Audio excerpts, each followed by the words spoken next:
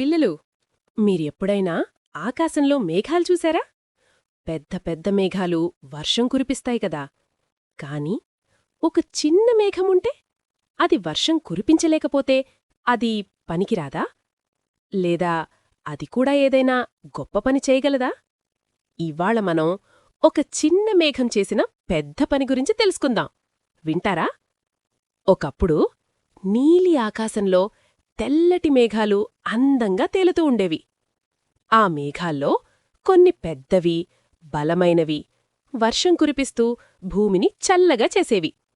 కాని అక్కడొక చిన్న మేఘముండేది. అది చాలా చిన్నది, మృదువుగా ఉండేది. ఆ చిన్న మేఘం ఎప్పుడూ బాధపడేది. నేను పెద్ద మేఘంలా వర్షం కురిపించలేను, నాకు ఎవ్వరూ విలువ ఇవ్వరు అని అనుకునేది. అలా రోజులు గడుస్తున్నాయి. ఒకరోజు భూమిపై చాలా ఎండపడింది. చెట్లు, మొక్కలు అన్నీ వేడితో అలసిపోయాయి. అప్పుడు ఒక చిన్న పువ్వు ఎండకు వాడిపోతూ కనిపించింది. దాని రేకులు కిందికి వాలిపోయాయి. ఆ దృశ్యం చూసిన చిన్న మేఘం హృదయం కరిగిపోయింది. నేను వర్షం కురిపించలేను, కాని ఏదైనా చేయగలను అని అనుకుంది. అంతే, ఆ చిన్న మేఘం నెమ్మదిగా వచ్చి ఆ పువ్వుమీద నీడగా నిలబడింది. ఎండ కొంచెం తగ్గింది. పువ్వు మెల్లగా తలెత్తింది.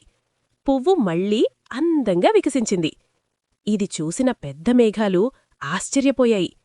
అవి చిరునవ్వుతో చెప్పాయి, నీవు వర్షం కురిపించలేదు, కాని ఒక చిన్న ప్రాణాన్ని కాపాడావు. అది చాలా గొప్ప పని. అది విన్న చిన్న మేఘం ఆనందంతో మెరిసిపోయింది. ఇప్పుడదర్థం చేసుకుంది. పెద్దవాడిగా ఉండాల్సిన అవసరం లేదు, మనసు పెద్దగా ఉంటే చాలు. కాబట్టి పిల్లలు, మనమూ చిన్నవాళ్లమే అయినా చిన్న చిన్న మంచి పనులు చేస్తే అది కూడా చాలా గొప్పదే. కథలోని నీతి, చిన్న సహాయం కూడా గొప్పదే.